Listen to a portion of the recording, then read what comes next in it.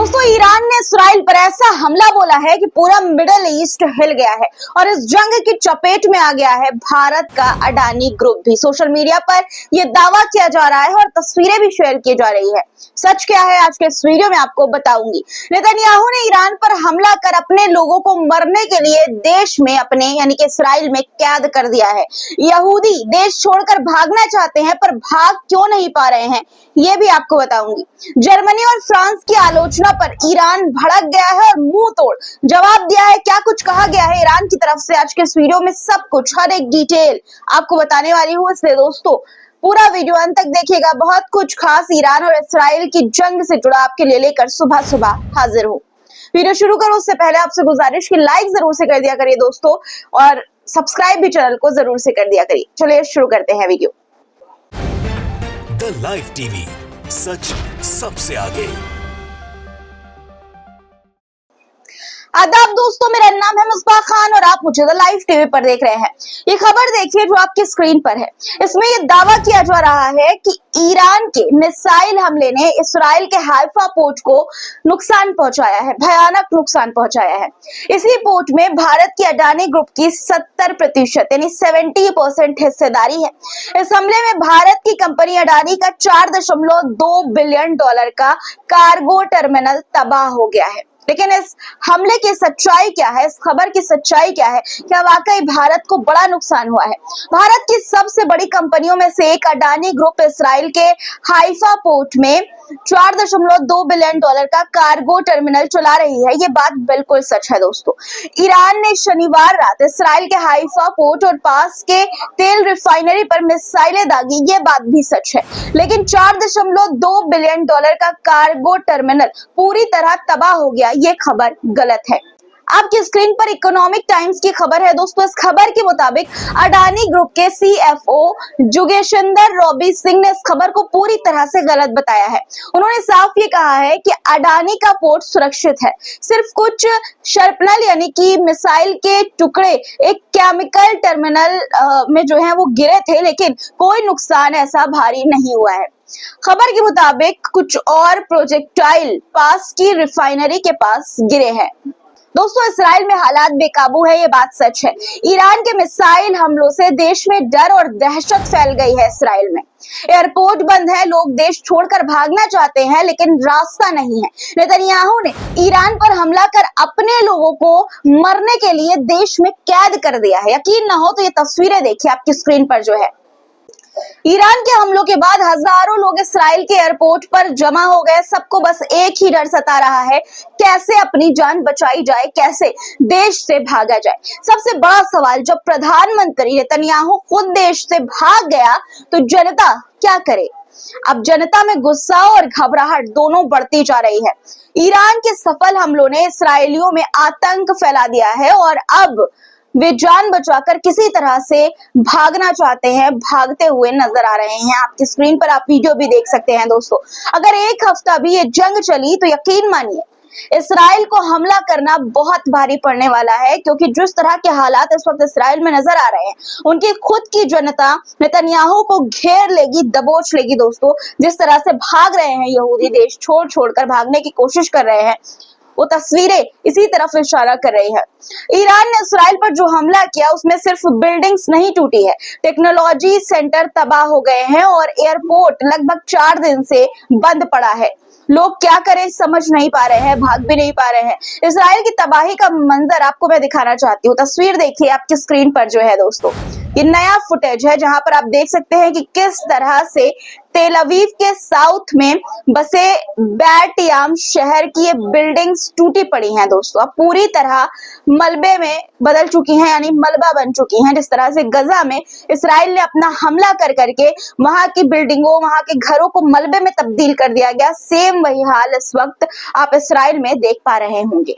Video में साफ दिखता है कि ईरान की मिसाइलों ने सब कुछ तहस नहस कर दिया। ये हमला ट्रू प्रॉमिस 3 के तहत हुआ है और इसमें सिर्फ इमारतें नहीं, जाने भी गई हैं। दोस्तों, आपको याद होगा इसराइल ने गजा में राहत शिविरों में सोते हुए लोगों पर, बच्चों पर, मासूम परिवारों पर आग के गोले वाली मिसाइलें बरसाई थी और अब वही इसराइल के साथ हो रहा है।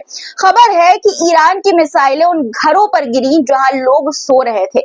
10 लोग मारे गए हैं, जिनमें 4 बच्चे शामिल थे। 200 से ज्यादा लोग घायल हैं। दूसरी ओर इसराइल का यह दावा है कि वो सिर्फ ईरान के मिलिट्री और न्यूक्लियर ठिकानों पर हमला कर रहा है, जबकि ईरान आम नागरिकों को निशाना बना रहा है। इसराइल की आदत है दोस्तों सिंपैथी लेने की। जब गजा में वो ये सारी चीजें करता है, तब जो है ये सारी चीजें, ये सारी जो पॉलिटिक्स है, ये याद नहीं आती। दोस्तों, इस्राएली आर्मी रेडियो ने अब ये माना है कि हाइफा रिफाइनरी के पाइप और बिजली लाइनें ईरानी मिसाइल हमले में टूट गए हैं। इसका मतलब साफ है, एनर्जी सिस्टम पूरी तरह प्रभावित है। खबर यह भी है कि जो इंस्टीट्यूट इसराइल को ड्रोन, एआई, रोबोटिक्स और मिसाइल टेक्नोलॉजी देता था, वो भी ईरानी हमलों में तबाह हो चुका है। इतना ही नहीं, ऊंची इमारतों पर लगाए गए एयर डिफेंस सिस्टम भी उन्हीं इमारतों के साथ उड़ गए। वीडियो आपकी स्क्रीन पर है, आप देख सकते हैं कि किस तरह से डिफेंस सिस्टम आप ईरानी मिसाइलों से उड़ता हुआ देख पा रहे हैं। इसराइल के विपक्षी नेता यार लैपिड ने कहा कि हमने बहुत कठिन रात बिताई है, यानी कि सिर्फ आम जनता नहीं, अब सरकार भी, जो नेता है विपक्ष के, वो भी सदमे में है इस वक्त। इस जंग के बीच दोस्तों, ईरान का ये कहना है कि इसराइल अमेरिका और यूरोप की कॉलोनी है। वहीं कुछ रिपोर्ट्स के मुताबिक डोनाल्ड ट्रंप के दौर में ईरान पर हमले की इजाजत अमेरिका ने ही दी है। अब पुरानी बातें फिर से दोहराई जा रही है, सामने आ रही है। इस बीच खबर ये भी आ रही है कि अमेरिका ने इसराइल को झटका दे दिया है। हालांकि इस खबर की पुष्टि द लाइफ टीवी नहीं करता है, लेकिन दोस्तों खबर ये है कि नेतन्याहू ने अमेरिका से मदद मांगी, लेकिन जवाब साफ था नहीं। अमेरिका अब इस जंग में सीधा हिस्सा नहीं लेना चाहता है। खबरों के मुताबिक ये बात सामने आ रही है।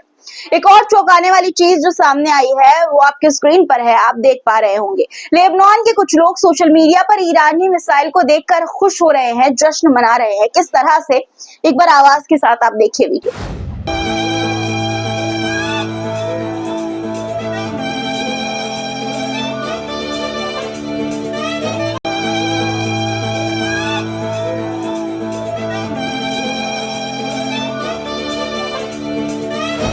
अब अगली खबर पर आते हैं दोस्तों। जब इसराइल ने ईरान पर हमला किया, तब जर्मनी और फ्रांस ने इसराइल का साथ दिया, लेकिन अब ईरान ने मुंहतोड़ जवाब देते हुए दुनिया को इतिहास याद दिला दिया है।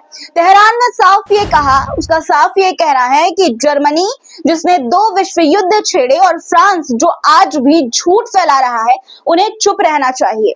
ईरान के विदेश मंत्रालय ने शनिवार को यह कहा कि जर्मनी और फ्रांस झूठ बोलकर इसराइल की खुलेआम हिंसा को सही ठहरा रहे हैं। ईरान का यह कहना है कि वो हमेशा इंसानियत और शांति के पक्ष में रहा है, जबकि जर्मनी जैसे देश युद्धों का कारण बने हैं। तेहरान ने याद ये दिलाया कि जब हिटलर यहूदियों को मार रहा था, तब ईरान ने हजारों यहूदियों को शरण दी थी, उन्हें पासपोर्ट दिया था।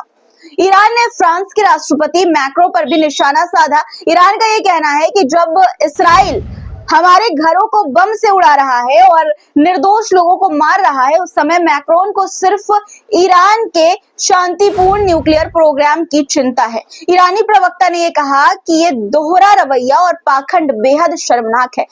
ईरान के सर्वोच्च नेता अयतुल्लाह अली खमेनी ने साफ ये कहा है कि इसराइल ने बड़ी भूल की है, अब उसे इसका गंभीर परिणाम जो है, रिजल्ट भुगतना पड़ेगा। उन्होंने कहा कि ईरानी सेना पूरे देश की रक्षा में पूरी ताकत से खड़ी है और जरूरत पड़ी तो इसराइल को और भी भारी झटके दिए जाएंगे। यानी कि दोस्तों, हमले, एक तरह से आप कह सकते हैं कि ईरान ने और भी तगड़े हमले करने की इसराइल पर बात कही है।